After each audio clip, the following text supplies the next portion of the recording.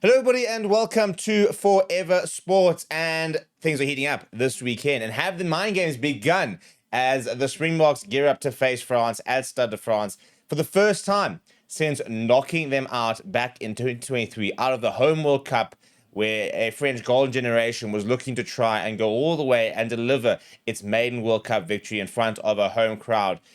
And the Box broke the French heart and became sort of public enemy number one, really, across the country. And it's been the first time the Box have played in France since lifting the Webb Ellis Trophy at Stade de France back in 2023. We're actually just a little bit over, almost to the day, of 2 years since we did win that game. And I think it's going to be a very interesting clash and a very hostile environment awaits for the Box. For example, over the weekend, we saw the rematch, inverted commas, Ireland versus New Zealand, a rematch of the same sort of fixture at the same venue a few years ago over in Chicago, where Ireland beat the All Blacks for the first time in their history. Obviously, it was also the first time that they had met since, similarly, the All Blacks had dumped Ireland out of the World Cup during the quarterfinals. This is being dubbed the revenge match, and it's going to be a big one. And whilst there are injuries in both camps, there can be no excuses with regards to kind of the performance we see this weekend, and the size of the clash is huge. Yeah, I mean, it's probably one of the most anticipated clashes of the year. If you sat there, on the 1st of January, looking at the season to come, the year to come, you really would have highlighted, 4 or 5 of the biggest fixtures of the year. This will definitely have been one of them. This Box versus All Blacks at Eden Park, probably the Ireland versus All Blacks game in Chicago, and likely, the Box versus Ireland game in Dublin, as well as in obviously the British and Irish Lions games. But in terms of the rivalries, the likes of that, this is one of the biggest clashes of the year. And I think that the Box are going into it with a bit of momentum, obviously having beaten Japan, but obviously also dealt a big blow. No oxygen chair for this weekend, no oxygen chair for the entire month, actually. It's a huge injury. It's probably one of the players we could have least afforded to have lost because he is absolutely world class, one of the best players in the world, and injured his knee against Japan, and that will see him out of the Springbok tour and out probably quite a lengthy part of the UR season for the Sharks as well. And a lot of people talking about the fact, should he have been playing? Given the fact that we had Gerard Stennekamp, that we had Bone Fenter, we could have played those two players and not risked oxygen chair against Japan. Now, all of a sudden, you have to play, probably those two against France, unless you move Thomas Toy to Lucid, because there is a bit of a squad update. Asenat Tlabakanye has joined the squad in France. He was in London already and scored for the Barbarians over the weekend, so it was quite easy for him to basically link up with the squad immediately after getting that injury, and he has travelled with them to France and is with the squad. And it is replacing a Lucid with a tight head. However, you do have a swing prop in the form of Thomas Toy, who wouldn't be surprised if we actually see him at Loosehead this weekend. So that's added a bit of a spanner in the works for the Box, but they're very much trying to play down the whole sort of revenge match concept. Felix Jones was in a press conference today and said they're not really sort of buying into it. He says they're not sure exactly if that's the narrative being pushed in the French camp, but the Box kind of just trying to treat it as if it were any other test, and that is with the utmost respect, because they said that there's no such thing for them as small tests. And this, for me, will be 50% of the games we need to win this November for it to be a success. We beat France in at Stade de France, and we go on to win, obviously, probably Wales, hopefully, and should beat Italy. Even a loss to Ireland, you could probably stomach. I mean, if the Box go completely unbeaten, 5-5, it'll be one of the most remarkable years in history, really, where they would have lost just 2 tests out of 15 the entire year. So it could be an absolutely phenomenal year for the Box. But this is a big mountain to climb. It is not going to be the strongest possible French side. There are key injuries. Obviously, Antoine Dupont, which is going to be quite a sore point, but it's still a very good French side. I mean, the one thing that the Box have in their favor is that they've been playing together regularly and did get a hit out against Japan, whilst the French could very well come into the match undercooked, given the fact that they were still playing top 14 over the weekend, for example. They actually haven't played with this squad. They took a very young squad to New Zealand, so they actually haven't played a lot of senior players together since the Six Nations, which finished in March, April.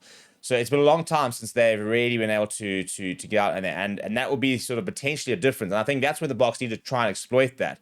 If the Box can start well on Saturday, if they can really take it to France, then I think that will be a very, very good, positive way of trying to get ahead and trying to beat them. I'm very interested to see the sort of tactics we're going to see. And one of the big things we're talking about with regards to mind games is the fact that Rassie Erasmus has delayed his team announcement. So we got a media release this morning saying the team announcement was set to be on Tuesday, and that has since been pushed back to Thursday. So he is taking his time with the team selection. And I think that Felix Jones basically tried to intimate that it wasn't anything that significant. It was just the case of Oxenchair being ruled out, meant they wanted to have a better picture of the squad and the likes of that. But they would have trained today, had a full training today, and they probably have already announced the team internally. This, I think, is very much a case of they don't want France to do the analysis on them. They want to have limited opportunity. And that's where I think it's going to be very interesting to see what the team selection is going to look like. And if you haven't already, head to mypicks.app and give us your Springbok predicted team. I got sent one today, for example, which I don't think is that far from what it's going to be. But are we going to see a very traditional Springbok side similar to what we saw in 2023, for example, that actually played against France with the usual suspects like a Andre Pollard, Ebenet Sebeth, a Damon Delaney, Jesse Creel combination, Damien Williams at full back, Kurt Lawrence and Cheslin Colby as the wings. We're going to see Jasper Visser, at least Peter Steph the toy. We could see a very, very similar side to the one that beat France at Stade de France. Moni Liebach actually started that game, and so they started parachute Andre Pollard into the team as the players went into. Or are we going to see the sort of new look Springbok style? Are we going to see Ruan Nokia back in the mix? Kane and Moody potentially starting outside centre? Are we going to see Sasha continue to be given the keys, for example? Are we going to see Malcolm Marx used as a bench player or start? He didn't play a couple of years ago with that injury.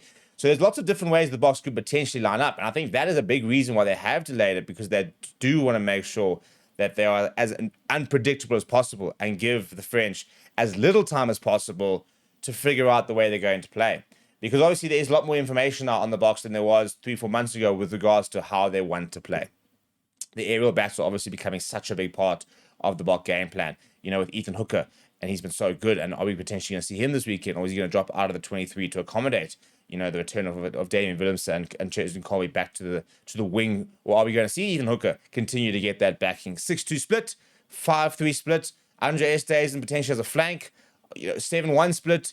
Where are we going to be? Because it's we haven't really seen a 6-2 and a 7-1 split. However, we are playing against one of the biggest packs in World Rugby, arguably the biggest pack on their day in World Rugby, in the French. So there's lots of different sort of ways that we also have to adapt to. And I'll be interested to sort of see exactly what time, whether we have the confirmation of when the French squad's going to get announced, and whether they've managed to basically call the early bluff and now get the opportunity to announce their team later. And that for me is going to be quite interesting with regards to whether they manage to get to whether they might change their team based on when it is announced, because I think it's being announced on Thursday morning as far as I understand, and all of a sudden we could see it's being announced before the Boks squad. And are we going to see changes based on the Boks squad? Could we then see late changes on Friday coming from Fabian Garcia or a Rassie Erasmus, for example? So there's a lot to sort of pick apart and get through. But let me know what you think. How do you see the team lining up? What are your predictions? Is this mind games from Rassie Erasmus delaying the team announcement? Is this purely because of the injury to Oxenchair that they maybe need to have a bit of a rethink? Let me know down in the comments below. Smash a like on the video. Subscribe to the channel as well. Thank you very much for watching. My name is Steve. I'll chat to you soon.